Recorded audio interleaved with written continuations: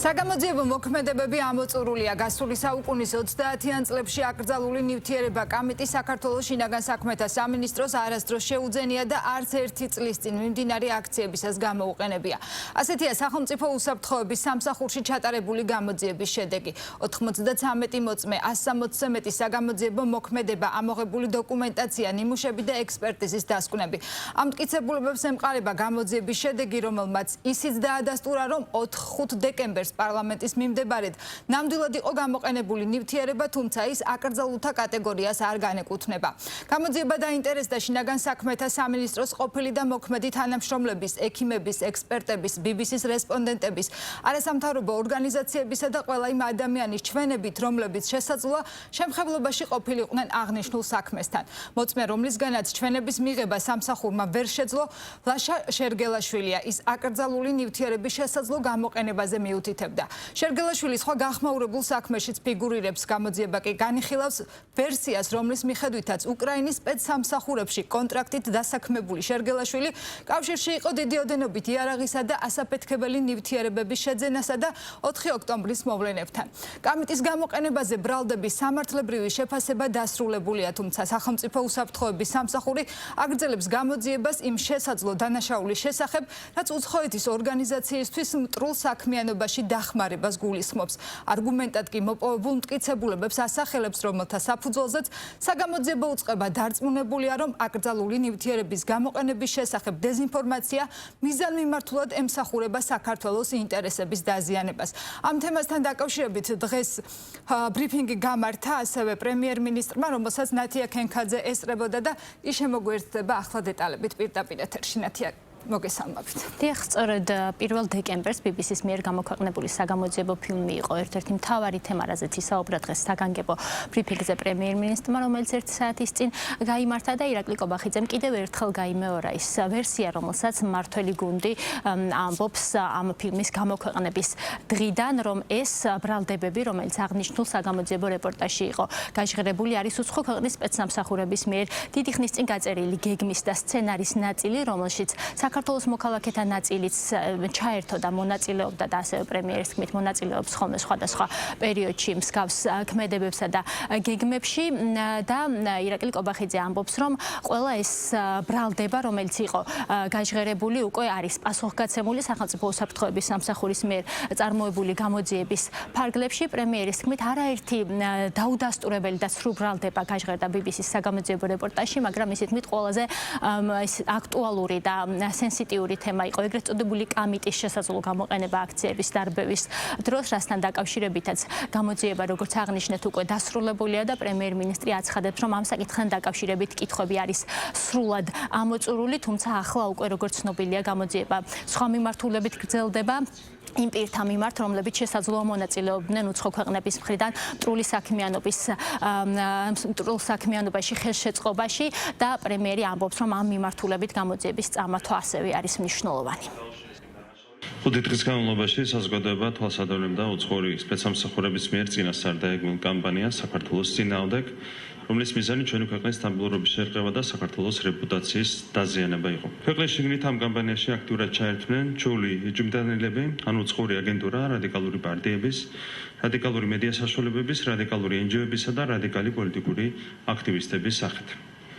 ბრიტანული მაუწყებლის მიერ მომზადებული რეპორტაჟი, რომელიც ძალიანად თითიდან გამოწვეულ ყალბ ვარაუდებსა და გამოყენებულ ამბებზე იყო აწყობილი, იქცა ხელოვნურ საბაბად პოლიტიკურად ანგაჟირებული ჯგუფებისთვის, რათა საქართველოს და ქართველი ხალხის წინააღმდეგ ახალი ჰიბრიდული ომი ეწარმოებინათ და სრულ ბრალდებებით, როგორც ჩვენს ქვეყანაში, ისე საერთაშორისო მასშტაბით ხელოვნურად აჟიოტაჟი გამოიწვიათ. ბრიტანული მაუწყებლის მიერ მომზადებული რეპორტაჟი არაერთ დადასტურებულად ყოველ ბრალდებას შეიცავდა, რომელთაგან ყველაზე გრძნობიარე ბრალდება აკრძალული ქიმიური ნივთიერების კამიტის თითქოს და გამოყენებას უკავშირდებოდა. ჩატარებული გამოძიებით უტყუარად დადასტურდა, რომ შინაგან საქმეთა სამინისტროს აღნიშნული ნივთიერება საქართველოში არათუ არასდროს გამოუყენებია, არამედ არც არასდროს შემოუტანია. გარდა ამისა, გამოძიებამ უტყუარად დაადასტურა, რომ შარშან მოძალადე მომიტინგეების დაშლისას საქართველოს შინაგან საქმეთა სამინისტროს არამხოლოდ კამიტი, არამედ არც ერთი აკრძალული ნივთიერება არ გამოუყენებია. რაც შეეხება სხვა ანტისახელმწიფოებრივ ბრალდებებს. რეპორტაჟში მტკიცებითი ფორმით არის ნათქვამი, რომ არჩევნები გაღალდა, როდესაც ამის დამადასტურებელი არც ერთი ფაქტი არ არსებობს, ხოლო არჩევნების შემფასებელმა მთავარმა საერთაშორისო სადამკვირვებლო მისიამ 2024 წლის საპარლამენტო არჩევნები კონკურენტულად ქართული ოცნება კი არჩეულ ხელისუფლებად გამოაცხადა. ამავე რეპორტაჟში საუბარია მომიტინგეების წინააღმდეგ ფიზიკურ ანგარიშსწორებასა და არაფერია ნათქვამი იმაზე, თუ როგორც ძალადობდნენ აგრესიული, უცხოეთიდან დატრენინგებული ძალადობრივი ჯგუფები სამართალდამცავ უწყებებზე, როგორ დაწვეს მათ პარლამენტის შენობის ნაწილი, როგორ დაამტვრიეს და გაანადგურეს დედაქალაქის ცენტრში სახელმწიფო და კერძო საკუთრება, როგორ დაუშინეს პოლიციას მოლოტოვის კოქტეილები, როგორ ესროდნენ პოლიციელებს დამიზნებით სიცოცხლისათვის საშიშ პიროტექნიკას. ამავე რეპორტაჟში საუბარია გიორგი ბაჩაშვილზე, რომელიც ხორბლის როლშია გამოყვანილი და მოხსენებულია როგორც პოლიტიკური დევნის ობიექტი, როდესაც ბაჩაშვილის მიერ ჩანდენილი დანაშაული სასამართლოს ორი ინსტანციით არის სადასტურებული, პარალელურად კი დამატებით ორი სისხლის სამართლის საქმის განხილვა მიმდინარეობს. მათ შორის ერთი, საქართველოს საზღვრის უკანონოდ გადაკვეთის ბრალდება უტყუარად მისივე საჯარო განცხადებით არის დადასტურებული. სიცრუეზე აგებული ეგრეთ წოდებული ჟურნალისტური გამოძიება სრულდება კიდევ ერთი ცხადით ყვილით, რომ თითქოს საქართველოს შინაგან საქმეთა სამინისტრო მომიტინგეების წინააღმდეგ წყლის ჩავლის გამოყენებას განაგრძობს.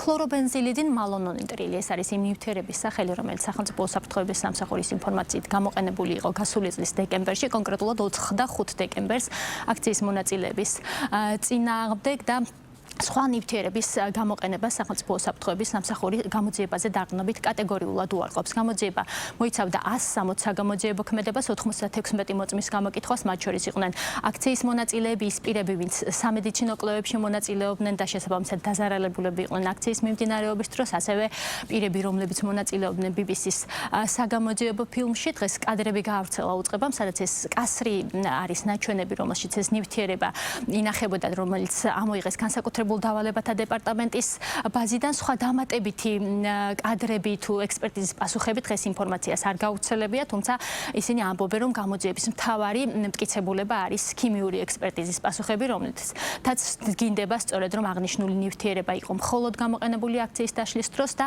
კამიტი არათუ არ გამოყენებულა, არამედ საერთოდ არ შეძენილა არც ერთ პერიოდში შინაგან საქმეთა სამინისტროს მიერ.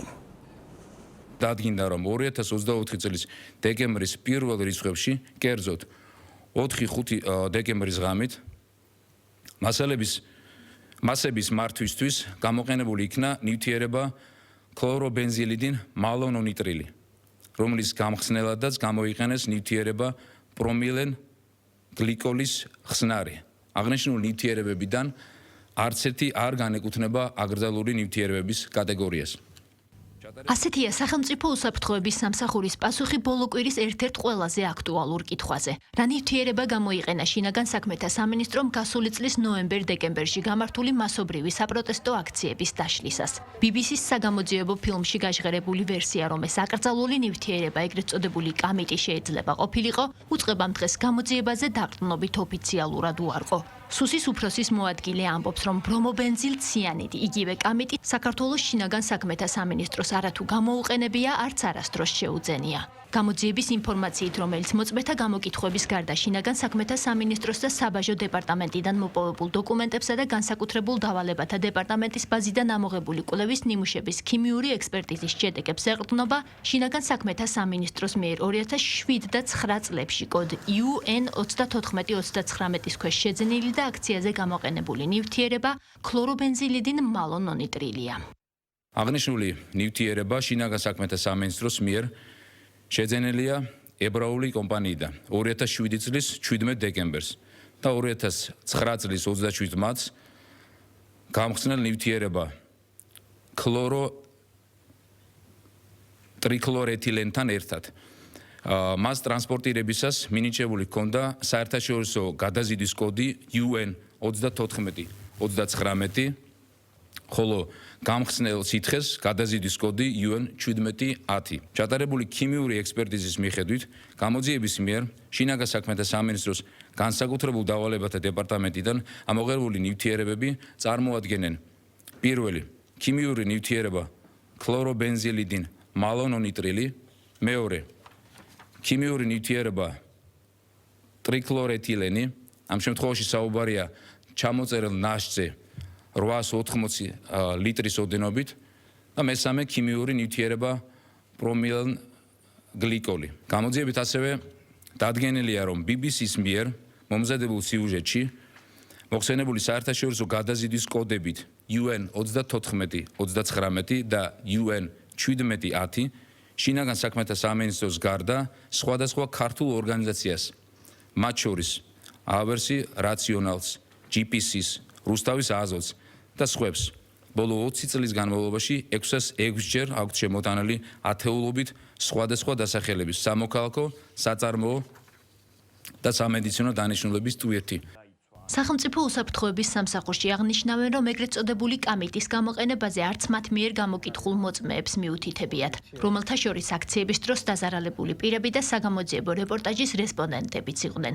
ამ ფონზე უწყება 30-იან წლებში აკრძალული ქიმიური იარაღის საქართველოში დემონსტრანტების წინააღმდეგ შესაძლო გამოყენებაზე BBC-ს ფილმში გაჟღერებულ ინფორმაციას მიზანმიმართულ ქმედებად განიხილავს და ეგრეთ წოდებული კამიტის საქმის დახურვის შემდეგ გამოძიებას მეორე 319 მუხლის მიმართულებით განაგრძობს, რაც უცხოეთის ორგანიზაციისთვის მტრულ საქმიანობაში დახმარებას გულისხმობს.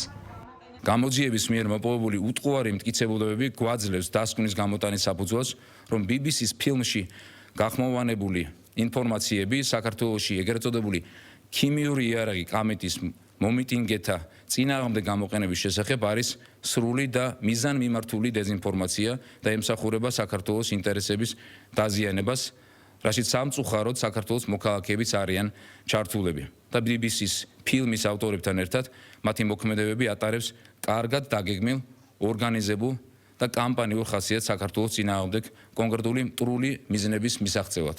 სუსის მიერ გამოკითხულ პირთა შორის ვერ მოხვდა ლაშა შერგელაშვილი, განსაკუთრებულ დავალებათა დეპარტამენტის ყოფილი თანამშრომელი და BBC-ს ფილმის ერთ-ერთი მონაწილე, რომელიც უკვე 3 წელია უკრაინაში ცხოვრობს. როგორც დღეს გაირკვა, შერგელაშვილი საგამოძიებო უწყების ინტერესის სფეროში მხოლოდ ამ რეპორტაჟთან დაკავშირებით არ ხვდება. სუსი მას 5 ოქტომბერს დაწყებული გამოძიების ფიგურანტად მიიჩნევს, რომელიც თბილისთან ახლოს დიდი ოდენობით ცეცხლსასროლი იარაღის, საბრძოლო მასალისა და ასაფეთქებელი ნივთიერებების აღმოჩენას უკავშირდება და რომელშიც დამკვეთად ამ დრომდე მხოლოდ უკრაინაში მოქმედი ერთ-ერთი სამხედრო დანაყოფის ქართველი წარმომადგენელი იყო მოხსენიებული. გამოძიება ინტენსიურად მუშაობს ვერსიაზე, რომლის მიხედვითაც უკრაინის სპეცსამსახურებში კონტრაქტით დასაქმებულმა ლაშა შერგელაშვილმა 4 ოქტომბრამდე რამდენიმე დღით ადრე შეუკვეთა ბელქა ჭულუხაძეს ზემოთ აღნიშნული საბრძოლო მასალის ასაფეთქებელი ნივთიერებისა და მოწყობილობების შეძენა და გადამალვა თბილისის მახლობლად. საკითხის მიმართ ოპოზიციის დამოკიდებულებაში დღევანდელ ბრიფინგს არაფერი შეუცვლია. სახელმწიფო უსაფრთხოების სამსახურის მიერ გავრცელებულ ინფორმაციას ხელისუფლების ოპონენტები დანაშაულის დაფარვის მცდელობას უწოდებენ და ერთადერთ გამოსავალს საერთაშორისო გამოძიებაში ხედავენ. საქმის ნაწილობრივ დახურვა და ძიების 319 მუხლით გაგრძელება კი მათთვის მართველი გუნდის სურვილზე მიანიშნებს BBC-ს ფილმში მონაწილე პირები დასაჯოს. BBC-მ საკუთარი საგამოძიებო სიუჟეტი მოამზადა კონკრეტულ მტკიცებულებაზე დაყრდნობით, ჩვენ სუსის ბრიფინგით არც ერთი მტკიცებულება არ გვინახავს. არც მიღება ჩაბარების აქტები, არც კონტრაქტორი კომპანია, არც ებრაული კომპანია, რომელიც ებრაულ კომპანიაზე იყო საუბარი. მხოლოდ 4-5 დეკემბრის მოვლენებზე საუბარი და ამით დაფარვა ყველა იმ პროცესის, დანაშაულებრივი პროცესის ცხადია მიანიშნებს იმაზე, რომ ახლა მიმდინარეობს ეგრეთ წოდებული სამართლებრივი საგამოძიებო პროცესი ივანიშვილის მისი რეჟიმის დანაშაულის დასაფარად. არ ვენდობით მათ გამოძიებას. ერთადერთი რა მოთხოვნაც გვაქვს, ეს არის საერთაშორისო გამოძიება. როგორ შეიძლება საკუთარი თავი დაადანაშაულოს იმ უწყებებმა, რომლებმაც გამოიყენეს ქიმიური იარაღი საკუთარი მოსახლეობის წინააღმდეგ. მათი გამოძიება ხო ვერ იქნებოდა ობიექტური, საკუთარ თავს ხო არ დასჯიან. ეხლა ვის წინააღმდეგ აღზრავენ საქმეს, მეცნიერების იქნება თუ ყოფილი შინაგან საქმეთა სამინისტროს თანამშრომლების, რა თქმა უნდა ეს გამოწვეულია პოლიტიკური мотивაციით, რომ პასუხისგებლობა აირიდონ და სხვას გადააბრალონ ის, რაც მათ ჩაიდინეს. ზღაპარია და ამ ზღაპარს აუცილებლად ექნება შესაბამისი სამართლებრივი შეფასება. სუსის მიმართ ნდობა არის ნულოვანი, ეს ყველაფერი არის ერთი მთლიანი პროპაგანდისტული სპექტაკლის შემადგენელი ნაწილი. ჩვენ ნახეთ სახელმწიფო პროპაგანდა, როგორ ჩამოიშალა ბოლო დღეების განმავლობაში, როგორ ურთიერთ საწინააღმდეგო და ურთიერთ გამომრიცხავი განცხადებები ჰქონდათ სპიკერებს, ხან გომელაური გამოვიდა, ხან გელაძე, ხან კობახიძე და ნახეთ ხო, რომ ეს მათთვისაც იყო ძალიან მოულოდნელი. მმართველი პარტია კი სახელმწიფო უსაფრთხოების სამსახურის გამოძიების შედეგებსაც ენდობა და მთელი ამ პროცესის მიზეზებსა და მიზნებზე უწყების ვერსიასაც იზიარებს. გარე და შიდა ძალების ჩართულობით არსებულ ხელისუფლებასთან ბრძოლის და ქვეყნის იმიჯის დაზიანების მცდელობა ამჯერად განსხვავებული ჟურნალისტური მეთოდით. ასეთია BBC-ს ფილმში გაჟღერებულ ბრალდებებსა და მასთან დაკავშირებულ გამოხმაურებებზე ქართული ოცნების პოზიცია.